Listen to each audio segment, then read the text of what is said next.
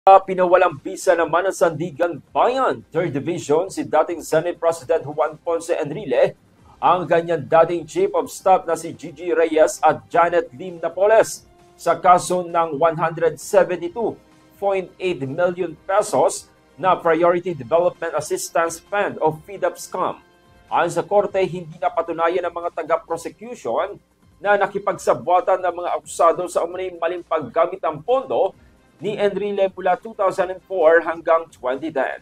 Dahil dito, hindi mananagot sa civil liability sina Enrile at Reyes, habang si Napoles at iba pang akusado ay inutusan naman magbayad sa hiwalay na 15 kaso.